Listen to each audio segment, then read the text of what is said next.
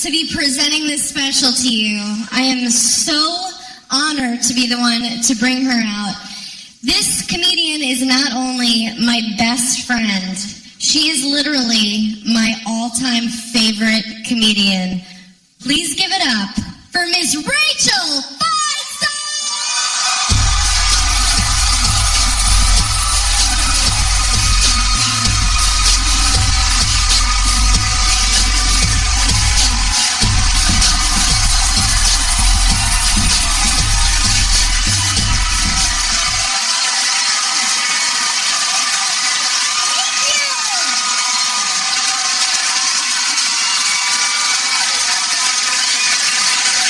It's so good to be here. Thank you, Amy. Here's what a great friend Amy is. I recently sent a dirty picture of myself to the wrong person. It's because the guy I'm with has the same first name as the guy I accidentally sent the picture to. And I get lazy because I try to take pictures when I go away, just so that he has something to beat to until I get back home again. But I just start doling him out without checking him first. So I sent it to the wrong guy, and I don't even know him very well, and he's married and he has kids. It was horrifying. It was the most humiliating moment of my life. And it wasn't even a good one. If it was a hot one, I'd be embarrassed, but maybe secretly a little proud, okay, yeah. But it was jacked up, not in a good way. The underwear was just real slovenly. It was the last clean pair I had, clearly. And there was some debris by my foot that I noticed after I sent it. There were some coins lying there and a receipt and a knotted up USB cord. It was disgusting. And the guy I sent it to, I don't even know him very well. I was horrified. And I told Amy, I called her up and I'm like, you're not going to believe who I just sent this disgusting picture of my crotch to. And I'm like, there's muffin by my foot and a receipt. And she's like, what did you buy? I'm like, that's the question? And then she goes, well, if it makes you feel any better, I'll send him one too. And I was like, thank you so much. And I'm like, but it can't be a hot one. You understand that, right? Yours cannot be the example of what a hot woman sends, and then I send this gangrenous, jacked up one. She's like, I promise it'll be f***ed up, not in a good way. So she just sent him a picture of her crotch in these sort of olive green, baggy sweatpants. And there was just one hand sort of gently resting near her vag area. Just one stationary hand. Catty corner to her vag. And then there was a long, thin mustard stain down the right leg. It was one of the most beautiful things anyone's ever done for me. So this guy's wife is probably going through his phone right now holy shit. My husband is cheating on me with the most heinous women imaginable. Who are these foul truck stop waitresses?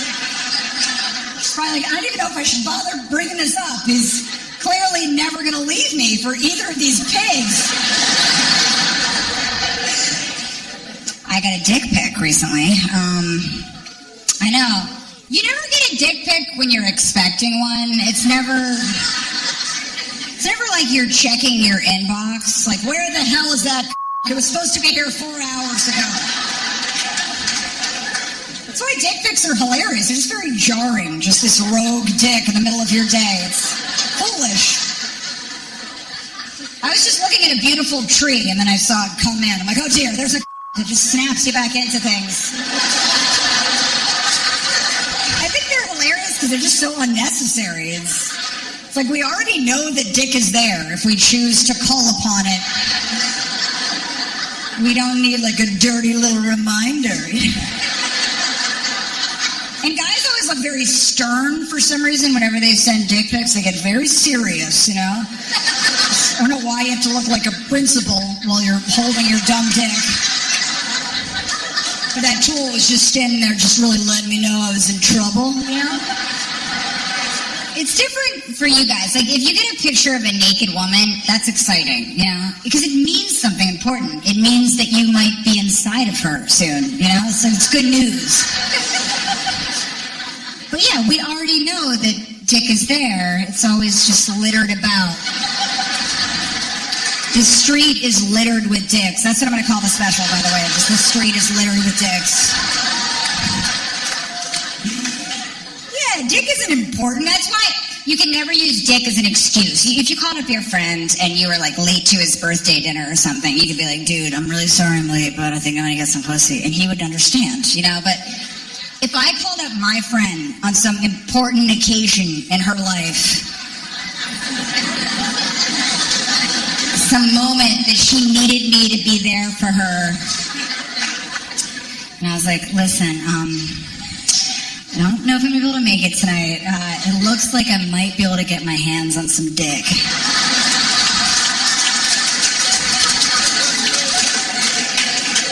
She would be like, the street is littered with dicks.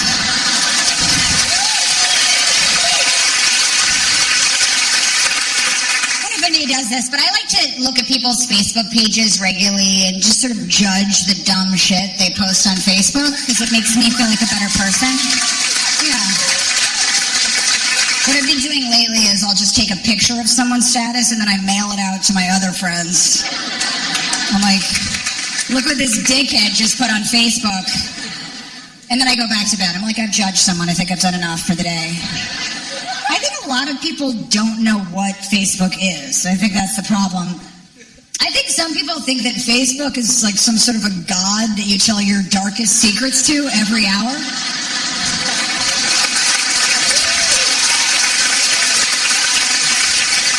They're like, finally, I found an all-encompassing space I can litter my most confusing and personal thoughts throughout the day. Yeah, it's never the people you think either. I became friends with my accountant. He seems like a reasonable man. I've been looking at his statuses, and I think he's in a real dark place right now.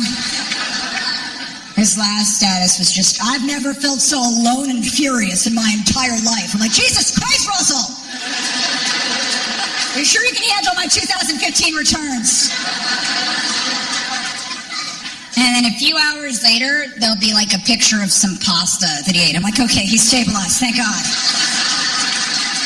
I think a lot of people really think that they're gifting people with their daily Facebook thoughts. Like they really think they're stepping up onto some sort of like a Facebook balcony and just doling this brilliance out to all the peasants, you know, like there's some sort of a lord, like, here you are, you're welcome, peasants.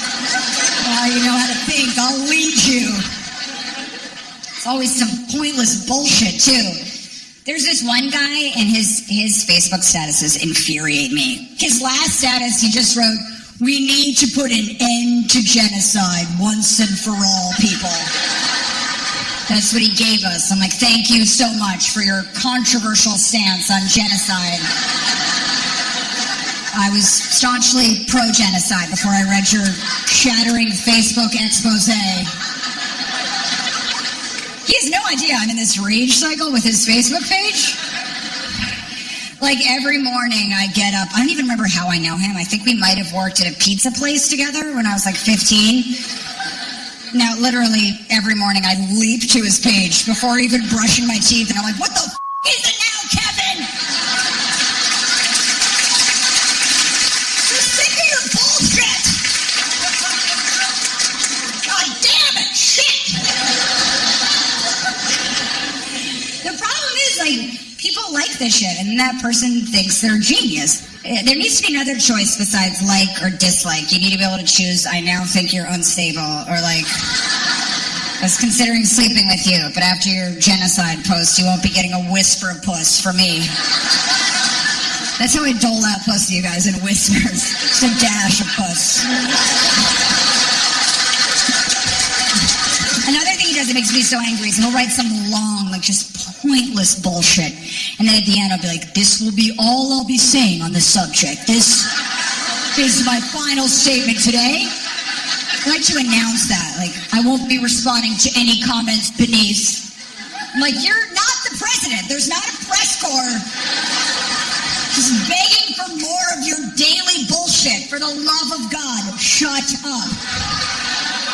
And a lot of people like to give you constant updates about some private medical procedure their relative is going through. It's just such a confusing instinct. And then out of boredom, I'll just find myself following this shit. I don't even know this guy, and now I'm tracking his aunt's gastric bypass surgery. He's like, Pam has stabilized. The surgery was a massive success. I'm like, well, are there any pictures? Where's Pam? There's just a picture of his aunt, unconscious, drooling on an operating table. She has no idea that he's been live Facebooking her entire surgery. I went out with this guy recently. He wasn't a douche, but he was a tool. I feel like there's an important difference. I think a douche is worse than a tool. A douche is like some guy named Chad, and his parents have a lake house. And he likes to screw girls there, like side by side, next to his best friend Tucker, and they high five while they're banging them, you know? Like a douche is the kind of guy that doesn't even like to softly hold women. Like he's like, I don't gently touch women, bro. I'm not gay, all right? Ram him next to my best friend, and we hold hands while we're nailing him. You know I can't bang chicks unless I can smell you, Tucker. Understood that, why men need it side by side. Like, why do you have to make some sort of a play date out of it? It seems like you're slowly trying to edge the woman out of the equation. But I feel like a douche is worse than a tool.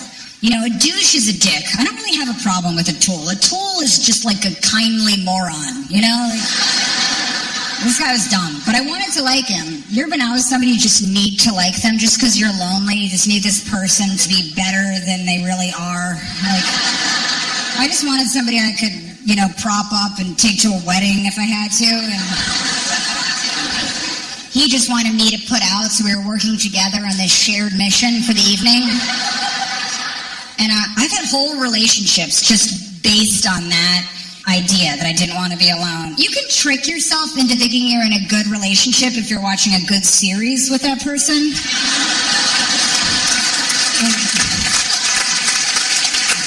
It's like it's not the relationship that's good, it's the show you're watching together. I went out with a wild alcoholic for years just because we were watching Breaking Bad together.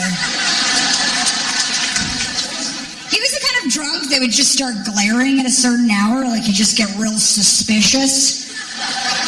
But I'll put up with a lot if I'm entertained.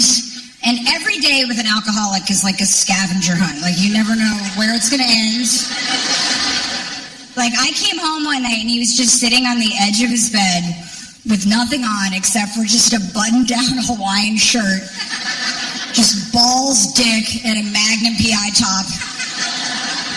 And he's just sitting there like this, like, ah! He's like, aloha, babe. I'm not drunk. Just red-faced, shithouse wasted. It's funny where your personal deal breakers will lie, though, because I went out with a wild drunk for years. I'm like, just dealt with anything just so I had some sort of a man chest to lay on at the end of the night, you know, just throw his stupid body in a cab. But then one thing will happen, and I just get disgusted with somebody, like on a first date. Like, I went out with this guy, and I went back to his place, and I cannot prepare you guys for what I'm about to say. Like, everyone just hold hands. I went back to his home, and he took off his clothes, and he had a belly button ring. I don't even know what I just said, and I'm sorry. I was like, what? Like, I was so angry. I wanted answers. I'm like, why do you have a belly button? You have a man's stomach. It's not like a naughty little space that you hang charms off of. I was like, what did the last woman say? I was like grilling him, you know? And he just had no answers. It was so frustrating. He's like, no woman's ever had a problem with it. I was like, who are these women? I'm like, can I reach out to them somehow? Like, who are these faceless victims? I'm not going to be like the girl beneath you while you're yin-yang hits my stomach while you're inside of me. I'm not going to go down on you and then, like, have your bedazzled abs in my eye line. Those are just my personal deal breakers. They make no sense whatsoever. Wild alcoholic, nice 4 years of my life. I'll just drop it right in a bucket. One belly button ring, I'm like, you stay the away from me and my family.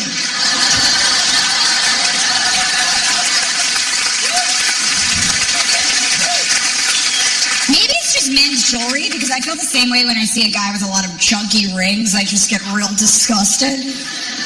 Like, I imagine him, like, shaking them off at the end of the day by, like, a ring tray by his bed. Disgusting. I could vomit for hours just thinking about that. Or, like, watching him choose his rings in the morning, just, like, plucking them off some ring tree. Like, I think I'll wear the Raven today, or maybe my Halloween ring. Ugh, disgusting. Men's jewelry, not okay. Wild, destructive alcoholic, 4 to 5 years, absolutely. I'm in, I'm committed. So this guy was trying to get me to come back to his place, and I didn't want to have sex with him, but my friends will make fun of me because I like to just go over to guys' places and make out and cuddle with them. And they're like, stop doing that. No one wants to have your strange Christian sleepovers with you. My Christian sleepovers, since I'm a Jew, but they're always like, stop Christian sleepovering guys, it's weird. It's only if they're already trying to get me to come over, and then I just, like, try to be very clinical about it. I'm like, if I come over, you're gonna have a semi for the next 7 hours or so. I'm like, if I was your sexual attorney, I'd recommend that you don't take this deal. It's not a good deal for you. Mediocre hand job. That's what we're ready to extend at this point. And he was nice about it because he was a tool. A douche would have been like, forget that shit. I just screw girls with my dick. That's it. Tuck her nearby, gently face raking me while I'm inside them. He was a nice tool, so he was okay with my dumb terms. He was like, nothing but a blur. He was very dumb, but he was also really successful. You know people like that? Like, he worked in finance or something, and he made a lot of money, but he was very dumb in every way, except for that small section of your brain that you need to make insane amounts of money. I've never understood that. It doesn't seem fair. Like, every other part of his brain is just wild moron and fuzz and sadness. But somehow that money section is just really blazing. Like, everything really comes together there. He had this gorgeous apartment, but there was nothing up on the walls except for there was just this rally towel for the team, the Braves. That was the centerpiece in his home. It's just this washcloth that said Braves that was up with 4 thumbtacks above his mantle. So at least I knew that there was no woman in his life, because they would never have allowed a soiled rag to be displayed like that. He actually admitted that he took it down sometimes, dried his hands with it, and then remounted it. And he goes, there's this movie about The Rock, like the wrestler, and he's one of my heroes. We just skipped over that. I was like, okay. And he goes, it's about The Rock and, like, this little girl, and, like, they have to hang out together. It's amazing. He's really pitching this to me, so, I mean, because he's this big guy, you know? And then he hangs out with this little tiny girl. Right? He's like, that's great stuff. I mean, you know, big guy, and he's hanging around with a little girl all the time. Like, I get it. I get that. It's dumb. He goes to me, that's great comedy right there. You should put something like that in your skit. That's how little understanding he had of what I did. He thought I could just walk on stage, describe a plot of an awful movie that I didn't write, and then just drop the mic. Like, you're welcome, everyone. Like, peace. So we watched that movie, and I've never seen... I just gave in. I was like, fine. Just lying there. And I've never seen someone so happy in my life. Like, and I realized, like, dumb people win. They win in every way, you know? Like, this tool, I mean, just this beautiful peace came across his face. Every time The Rock had to, like, pick up a little purse or something, he'd be like, babe, look at that! She's a tiny little girl. He's huge! Oh, my God, that's funny stuff. He kept looking at me like, you think too much. You're thinking too much. But it's true. Like, he's happy. I mean, pure joy. He's reached some sort of an elevated Buddha-like state. I'm just sitting there like gnarled and furious, just like dissecting how dumb this movie is and sitting there like all like, God damn it, this shit! And he's just like, baby, big little. Okay, so I'm lying there in this tool's room and I was looking and I'm staring at his Braves washcloth. You ever say something and as you're saying it, you're like, this is not acceptable as it's actively traveling out of my mouth and towards this person? I was just staring at his Braves washcloth and I just go, I feel like if you opened up your head like it was some sort of a canister, there would be nothing inside except for that Braves washcloth. And maybe like a crisp $100 bill. And like a copy of Maxim. I feel like those would be the 3 and only items inside your skull. He just looks at me and he goes, that's exactly what would be in my skull, baby. He goes, oh my God, thank you so much.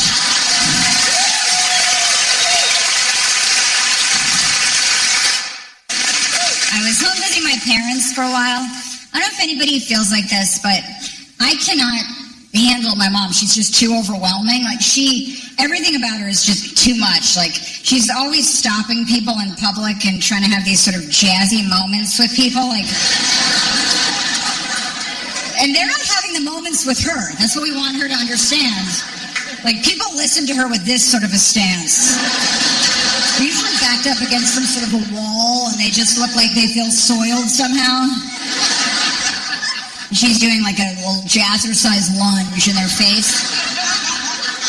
She never questions herself. She's not particularly curious as to how she's being received by anyone. Just walks away from every exchange like, well, that was fantastic. You know, like, everything about her is overwhelming. She's always wearing some sort of a long menopausal cape.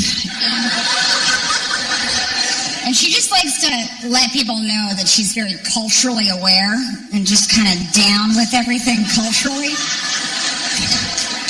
Her newest thing she's doing is she's decided she thinks when we go out to a Latin restaurant that it's respectful to order in a Spanish accent. I'm like, I don't know where you've collected this idea, but you're a wild asshole. Stop doing that. She'll be like, I'll have the taco el carbon. And then there's actually a dance. She does some sort of a Latin dance. We were at this restaurant. The Mexican waiter hated my mother so much. He was just glaring at her like, you awful white bitch. My mom is this close to his face going, I love Latino culture. She goes, we had a wonderful trip recently to Nicaragua. I was like, I don't know what that bird call was, but why would the Mexican waiter care about your Nicaraguan trip? Just stop. She goes, we loved the people there. We found them so inspiring. They had these large, brown, curious eyes.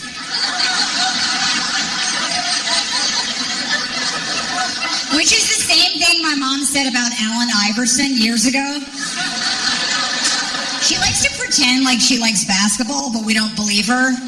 She's always trying to have these kind of casual b-ball conversations with people. It's so uncomfortable. She just like will saddle up next to somebody and be like, I'm just so jazzed up about the NBA this year. I'm like, no one says that watches basketball. Not even the Utah Jazz says they're jazzed up about the NBA. Unacceptable. So she's now got this waiter on some sort of Nicaraguan vacation that he never wanted to go on. She's hijacked him. That's what she does to people. She goes, oh, you love the people there. They're fantastic. They sit by the side of the road in these little clusters. These beautiful young child slaves, and all you do is give them a quarter. They'll make anything for you. Any marvelous indigenous piece, they just weave it up for you. You can't give them any more than that, though, because then they'll follow you, and they'll ruin your vacation. That's when they start asking for food and water. We don't fall for those tricks. They get a drop of water, they're cut off. We're savvy travelers. My mom hates that joke so much. My mom hates it. She's always like, can you please take that one out of your talent show? That's what she calls my stand-up. My talent show.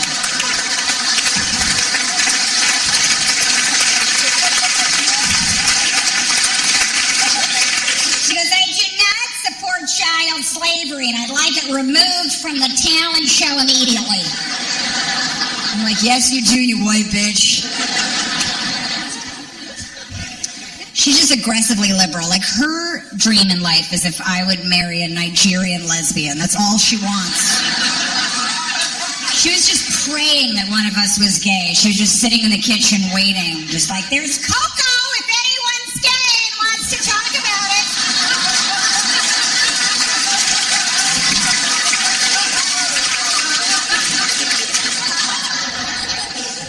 I was a weird kid. I was just like awkward. You know, like one of my breasts grew before the other. I had like a starter tit, which is not a hot look for a girl.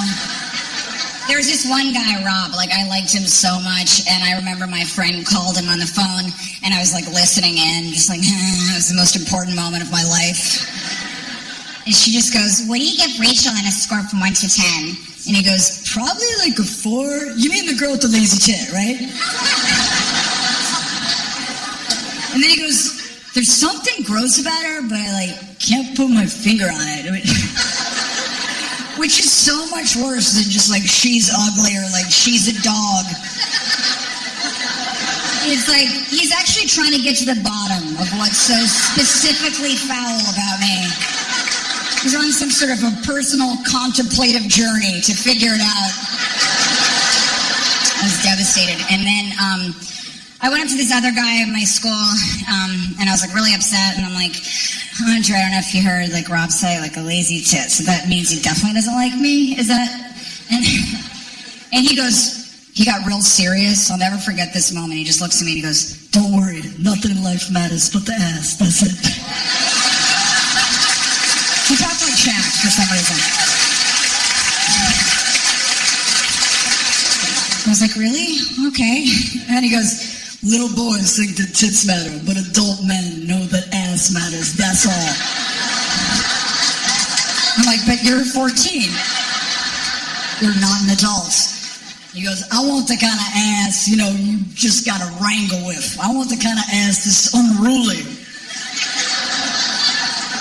I want the kind of ass you got to take down. I want an ass that just disagrees with the rest of the body. The ass I want is going to scare me at first. I'm going to be real scared. I want an ass that challenges me. I got to take it down with like a bow and arrow or some shit. Like, that's enough examples for now, Andre. Thank you. Then he goes, I'll be outside during recess on booty watch if you want to sit with me. And he did. He had like a station outside our middle school where he would just watch asses. That's how he spent his lunch break. He would just sit outside on like a folding chair with like a 2-liter and a hoagie and a towel on his shoulder. Like watching asses was a sport that could potentially exhaust him somehow. Like he needed to wipe himself down after just viewing asses. But I sat with him and then like he saw the ass he was searching for. He's like, shh, shh, shh. And like there was a risk of us waking the ass up. Like we were going to rouse it somehow. But whenever I was sad, his advice always came back to ass, even if it wasn't appropriate. Like, I'd be like, I don't know if you heard, but my grandma died. He'd be like, I know that's upsetting, but I just want to let you know that you're thicker than a Snicker. I'm like, that's not helpful. I've been seeing this guy now, and every time we hook up, he always wants me to do a sexy dance for him. It's like, I'll put on lingerie or something, but I'm not going to do a jig. It's too ridiculous. I'm like, I don't have a jazzy number I'm going to prepare for you. I'm sorry. Like, this is not America's Got Talent. Finally, I just put on a bikini and I did the Charleston above him. He was disgusted. He was gently weeping by the time I was done Charlestoning. It's very sexy, you guys. Finally, I gave him a lap dance, but I think it was confusing for him because I was also singing a lot of Yiddish show tunes. So I was grinding on him, which I thought was a fair compromise, but I was also going, your smile is my umbrella. How much is that doggy in the window? I sang a lot of songs from Fiddler on the Roof.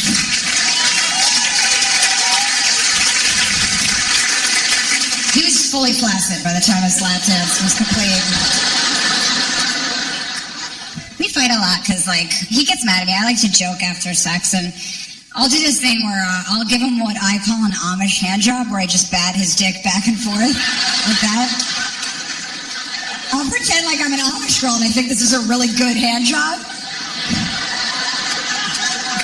It's like my favorite game to play. It's very important that it's after sex. It's funnier if the dick is flaccid, just being foolishly batted about. So you guys, I'm sure you're about to do it at home, so I'm just trying to give you careful instructions. It's like a game of tetherball with the dick. Just the dick is in the middle, and then just... Sometimes he'll play along and be like, that's a good hand job, Amish. I'm like, you're welcome, sir. You should prefer if I lathered it up with some apple butter for you. Sometimes he'll let me do it, but sometimes he'll just like bat me away. I can always tell if he's in a good mood by whether he'll let me give him an Amish hand job. It's a good gauge. Sometimes he'll put like weird rules on it, Like the other day he's like, listen, do me a favor. When we get to the bed and breakfast, just don't give me an Amish hand job. I'm like, why? I feel like that's a perfect setting for an Amish hand job. Like in the early 1900s, that's all men got were Amish hand jobs, nothing else. I just kept bothering him with Amish hand job facts. I'm like, people that had consumption were sometimes roused back to health by a long Amish hand job. The thing with bed and breakfast, it's like the people don't want you there. You're just a reminder that they can't retire, but you think you're just sort of joining lives with these people. They hate you. They don't want you there. We were sitting at that communal table, and everybody speaks in that like mild whisper. They always speak in that gentle whisper, like at the breakfast table, like they're gonna wake the antiques or some shit. And I'm talking to this woman, and I was like listening to her. She's telling me about her life, and she's like, we're from Maine, and we have our own farm. And you ever do this where as you're listening, you just stop and compliment yourself on what a good listener you are?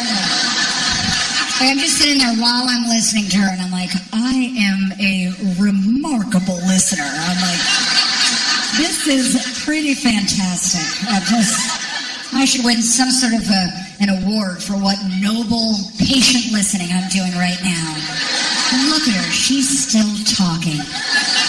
It's like, who gives a shit, right? And I'm just sitting there taking it all in with my open, giving face. I am a nun. God damn it. Shut up. Please shut up. Shut up. And there was this woman there. I kind of liked her on the first day. I was like, I like Gail. She just takes trips alone. I like that she was there alone. Like, Gail doesn't give a shit. Just travel in the country alone, And she kept telling us why she didn't need a man, but the reasons were getting, like, too specific, And she's like, I don't need a man. They your cousin Jen. I'm like, holy shit. I think Gail's really angry. Like, she's one of these women that just seem like they started out divorced, like they were never married. Just went straight to divorce. I was a weird kid. Nobody ever taught me how to be a proper woman. You guys just looked at me like we've already figured that out. You don't need to make some sort of a separate announcement about that. I had this nanny, and she would give me a lot of advice, but there was something wrong with her. I'd just be playing with my dolls on the floor, and she'd be like, only whores wear purple. I'm like, what just happened? She had a lot of specific rules about whores that she taught me. They weren't particularly helpful. She'd just be like, only whores carry suitcases. I'm like, really? That's it? You just carry a suitcase and you're a godless whore. She goes, yes, I'll tell you what they have in those little slut satchels. They have all kinds of creams and rinses to cover up their whoring. That's what they have in there. Little perfumes and lotions. Little Tinkerbell powders to cover up the rancid things they've done. Knee pads and mouthwash. That's what they have in those slut sacks. Good night. Sleep tight. That's how she talked to me, and you guys. Lots of poor warnings and then lights out for everyone. She had the world separated into types of whores. We'd be just walking down the street on a lovely day, and she'd be like, you see that over there? She's an Eastern Seaboard whore. I'm like, what could that possibly mean? She goes, you see that whore? She probably goes to work with men. I'm like, you know, a lot of them do that now. She goes, not in my day, only whores worked. And then she goes, my father heard a rumor that we wanted to work, so he sat us down and set us straight.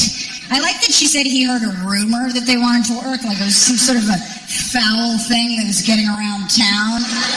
He probably came back from his day at the plant and lit up a fat cigar, and he was just like, I hear you skirts want to work in buildings with men?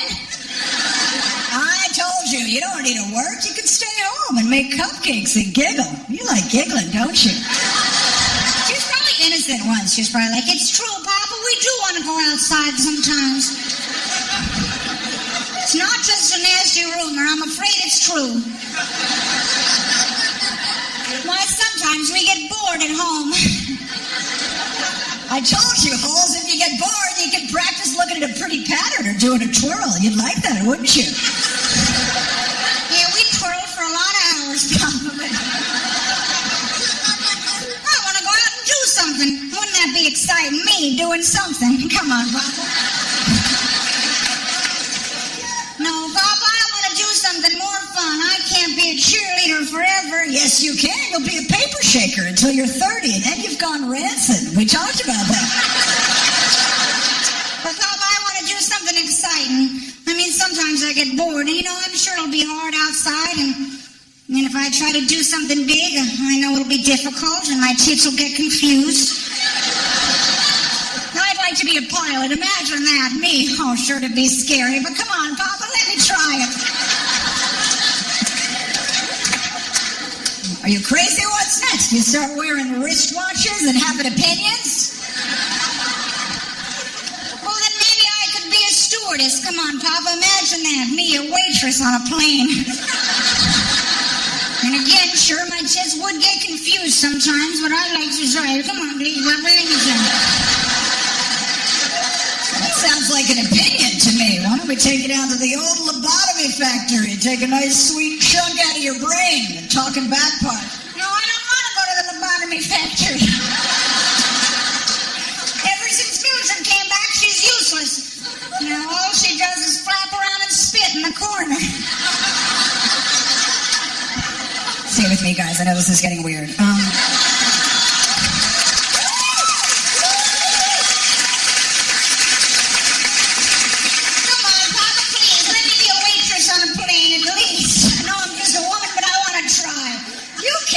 Waitress on a plane, only whores carry suitcases. That was it, you guys. The end of their hopes and dreams.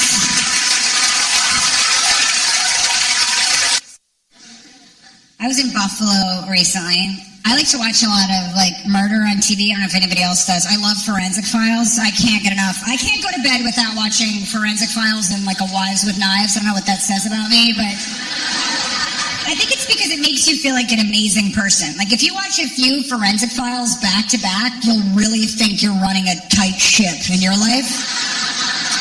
I'm just lying there stuffing pound cake in my face. And it's caking watching Forensic Files. And I actually had this thought. I was like, I'm a good person.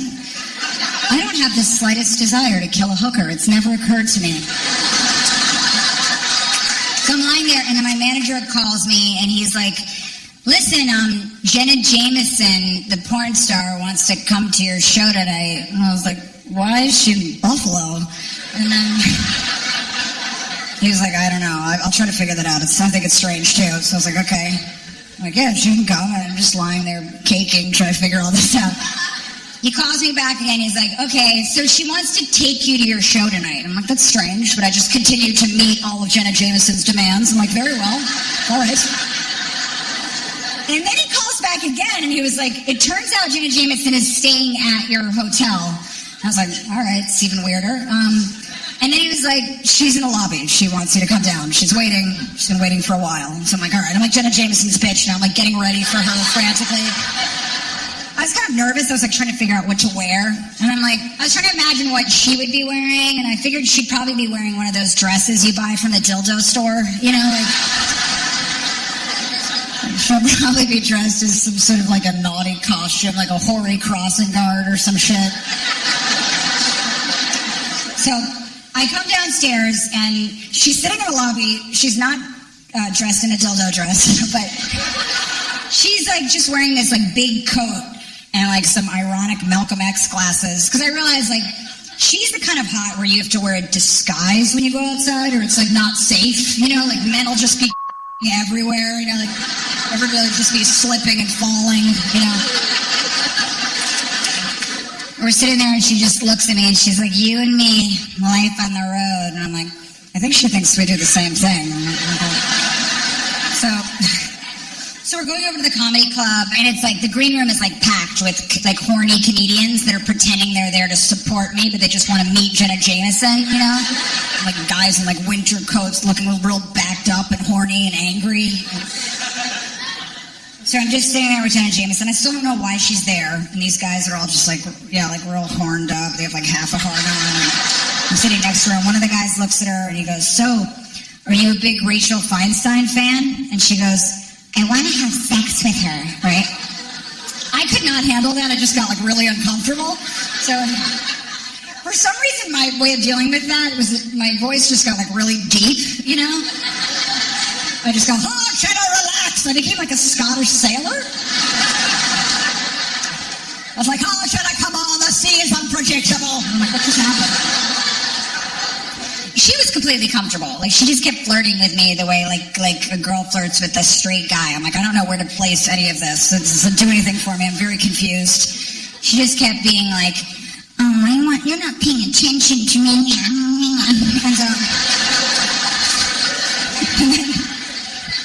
And then one of the comedians looks at her, he's like, so how did you first get into Rachel's stuff? And she goes, I was very turned on by her last Comedy Central special, which I think was very confusing because I do these like heinous characters. I don't really do like a sexy act.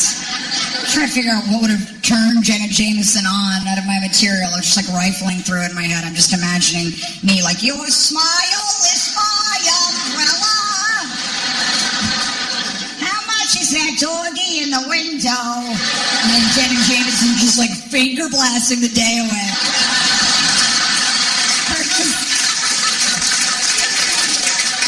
We're just lying there like,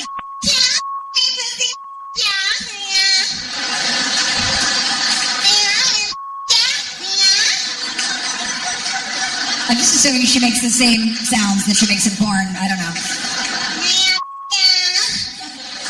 And then her manager was like, you should tell the crowd that Jenna Jameson's here. I'm like, I'm not going to do that. Then everyone's just going to ignore my entire show and just start beating off. So the other comedian was like, well, maybe I'll say it. So he goes on stage, he does a few minutes, and then all of a sudden he just looks at the crowd and he makes like an announcement that Jenna Jameson's there. He's like, ladies and gentlemen, Jenna Jameson is in the house. Like it was a fire drill or something. Everyone went crazy, you know, because again, it's Buffalo. They're like, holy shit, you know. They went nuts. And then Jenna Jameson stood up. I have never related to a person, Wes. She stood up and just went like that. She was like, yeah. Like a kitty jig for herself. I'm like, what would it feel like to have the impulse to do that? Just to stand up and do like a celebrational like titty dance. Like, yeah, it's me. was like, oh, that's a choice.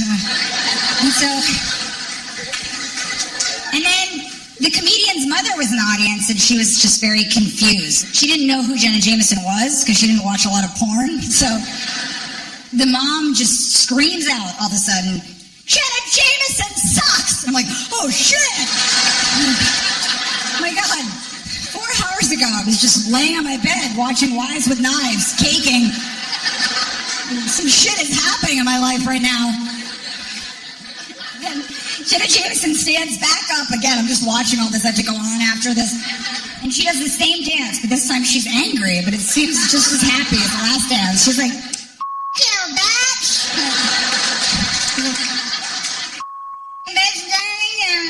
Alright, so then she just calms down, I guess, and then I get on stage, and then all of a sudden she stands up again. At this point, I'm like comfortable scolding her. I've known her for like 4 hours. I'm like, what is it, Jenna? You know, she stands up and she just looks at the crowd and she goes, Rachel Feinstein, you're such that shit. I'm like, that's not helpful, Jenna. Settle down. Rachel Feinstein. I'm like, Jenna, the storm is angrier than ever. Get off the decks. We'll never make it through the night. We'll all perish. Hoist the mainsail. And just like more boating advice, sailing advice.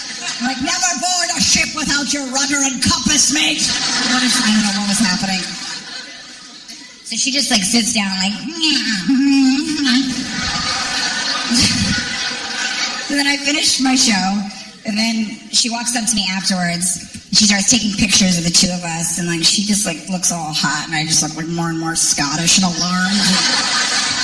And then she just looks at me and she goes, now I'm going to need your number because I am taking pictures of us and then I have to send them to you. She's like, you better give me your number. I'm like, okay, here it is. So we exchanged phone numbers. And then she's like, are you coming over to the nightclub later? It was like someplace I would never go. Like the kind of place that has like the name of like a sound or something. Just like BAM or something. It's like, you better be at BAM in 2 hours. And I'm like, okay, I'll be there. Like, I just decided I'm going to meet every one of Jenna Jameson's demands. Everything until I'm expected to scissor her. Like I'll do everything pre-scissoring and then I'm out. Like I can't handle that. It's too much.